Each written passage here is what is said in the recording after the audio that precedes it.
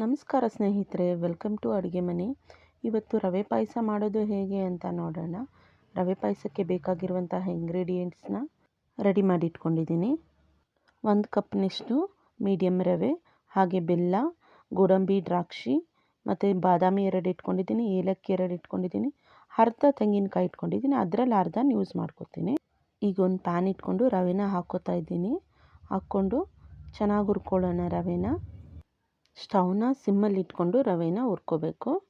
ಉರಿ ತುಂಬಾ ಇದ್ದರೆ ಸೀದೋಗುತ್ತೆ ಬೇಗ ರವೆ. ಸ್ಟವ್ನ ಸಿಮ್ಮಲ್ಲಿ ಇಟ್ಕೊಂಡ್ರೆ ರವೆ ಚೆನ್ನಾಗಿ ಹದವಾಗಿ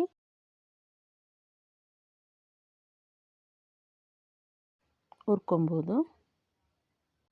ಪಾಯಸಕ್ಕೆ ನೀವು ನಿಮ್ಗೆ ಇಷ್ಟವಾದ ಡ್ರೈ ಫ್ರೂಟ್ಸ್ನೆಲ್ಲ ಯೂಸ್ ಮಾಡ್ಕೋಬೋದು. ನಾನಿಲ್ಲಿ ಗೋಡಂಬಿ, ದ್ರಾಕ್ಷಿ ಮತ್ತು ಬಾದಾಮಿನ ಮಾತ್ರ ಯೂಸ್ ಮಾಡ್ಕೊತಾ ಇದ್ದೀನಿ.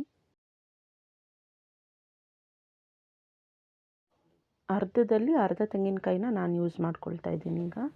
ಈಗ ನೋಡಿ, ಗೋಡಂಬಿ 2 ಹಾಕ್ಕೊತಾ ಇದ್ದೀನಿ, ಹಾಗೆ ಏಲಕ್ಕಿನ ಹಾಕ್ಕೊತಾ ಇದ್ದೀನಿ. ಸ್ವಲ್ಪ ನೀರು ಸೇರಿಸ್ಕೊಂಡು ಡ್ರೈ ಮಾಡ್ಕೊಳ್ಳೋಣ. ಈಗ ಸ್ಟವ್ ಮೇಲೆ ಒಂದು ಪಾತ್ರೆ ಇಟ್ಕೊಂಡು ಅದಕ್ಕೊಂದು ಗ್ಲಾಸ್ನಷ್ಟು ನೀರು ಹಾಕಿ ಈಗ ಬೆಲ್ಲನ ಆ್ಯಡ್ ಮಾಡ್ಕೊಳ್ತಾ ಇದ್ದೀನಿ. ನಿಮಗೆ ಸ್ವೀಟ್ ಎಷ್ಟು ಬೇಕೋ ಅಷ್ಟು ಬೆಲ್ಲನ ಹಾಕ್ಕೊಳ್ಳಿ. ಕೆಲವ್ರು ಕಮ್ಮಿ ಸ್ವೀಟ್ ಯೂಸ್ ಮಾಡ್ತಾರೆ, ಸೊ ನಿಮಗೆ ಎಷ್ಟು ಸ್ವೀಟ್ ಬೇಕೋ ಅಷ್ಟನ್ನು ನೋಡ್ಕೊಂಡು ಹಾಕ್ಕೊಳ್ಳಿ. ನೋಡಿ, ಈಗ ನೀರು ಕುದೀತಾ ಇದೆ. ಈ ಟೈಮಲ್ಲಿ ರವೆನ ನಾವು ಹಾಕ್ಕೋಬೇಕು.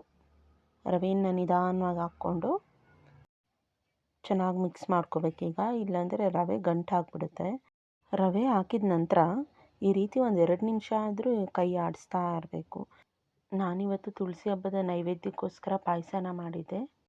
ನೆಕ್ಸ್ಟ್ ವ್ಲಾಗಲ್ಲಿ ಯಾವ ರೀತಿ ನಾನು ತುಳಸಿ ಪೂಜೆ ಮಾಡಿದೆ ಅಂತ ಹಾಕ್ತೀನಿ. ನೀವು ಯಾವ ರೀತಿ ಮಾಡಿದ್ರಿ ಅಂತ ಕಮೆಂಟ್ಸಲ್ಲಿ ತಿಳಿಸಿ. ನೋಡಿ, ಈಗ ಪಾಯಸ ಈ ರೀತಿ ಆಗಿದೆ. ಈಗ ರುಬ್ಕೊಂಡು ಬಂದಿರೋದನ್ನೆಲ್ಲ ಹಾಕ್ಕೊಳ್ಳೋಣ. ಹಾಕ್ಕೊಂಡು ಮತ್ತೆ ಮಿಕ್ಸ್ ಮಾಡ್ಕೊತಾ ಇದ್ದೀನಿ. ಈಗ 2 ಡ್ರೈ ಫ್ರೂಟ್ನ ಯೂಸ್ ಮಾಡ್ತಾ ಇದ್ದೀನಿ. ಪಾಯಸಕ್ಕೆ ಈ ರೀತಿ 2 ಬಾದಾಮಿನ ಚಚ್ಚಿ ಹಾಕ್ಕೊಂಡ್ರೆ ತುಂಬಾ ರುಚಿಯಾಗಿರುತ್ತೆ ಪಾಯಸ. ನಾನು ಆಗಲೇ ಹೇಳ್ದಂಗೆ ಎಲ್ಲ ಡ್ರೈ ಫ್ರೂಟ್ಸ್ನೂ ಸಹ ಯೂಸ್ ಮಾಡ್ಬೋದು. ನಿಮ್ಗೆ ಇಷ್ಟ ಆಗಿರುವಂತಹ ಡ್ರೈ ಫ್ರೂಟ್ನ ಯೂಸ್ ಮಾಡ್ಬೋದು. ನೋಡಿ, ಈ ರೀತಿ ಚೆನ್ನಾಗಿ ಚಚ್ಕೋಬೇಕು. ಚಚ್ಕೊಂಡು ಅದಕ್ಕೆ ಪಾಯಸಕ್ಕೆ ಹಾಕ್ಕೋಬೇಕೀಗ. ನೋಡಿ, ನಾನೀಗ ಪಾಯಸಕ್ಕೆ ಡ್ರೈ ಫ್ರೂಟ್ನ ಹಾಕ್ಕೊಂಡೆ. ತುಂಬಾ ರುಚಿಯಾಗಿರುತ್ತೆ. ದ್ರಾಕ್ಷಿ, ಗೋಡಂಬಿ ಜೊತೆಗೆ ಎಲ್ಲ ತರಹದ ಡ್ರೈ ಫ್ರೂಟ್ಸ್ನ ಯೂಸ್ ಮಾಡಬಹುದು. ಪಾಯಸಗಳಲ್ಲಿ ಹಲವಾರು ರೀತಿಯ ಪಾಯಸಗಳಿದೆ. ಅಕ್ಕಿ ಪಾಯಸ, ಹೆಸರುಬೇಳೆ ಪಾಯಸ ಅಂತ. ರವೆ ಪಾಯಸನಾದರೆ ನಾವು ಈಸಿಯಾಗಿ ಕ್ವಿಕ್ಕಾಗಿ ರೆಡಿ ಮಾಡ್ಕೋಬಹುದು. ಈ ಪೂಜೆ ಟೈಮಲ್ಲಿ ಕ್ವಿಕ್ಕಾಗಿ ಆಗುವಂತಹ ರೆಸಿಪೀಸ್ನೇ ಮಾಡಿದ್ರೆ ಒಳ್ಳೆಯದು. ನೋಡಿ, ಈಗ ಒಂದು ಪ್ಯಾನಲ್ಲಿ ನಾನು ತುಪ್ಪ ಹಾಕಿಟ್ಕೊಂಡಿದ್ದೀನಿ.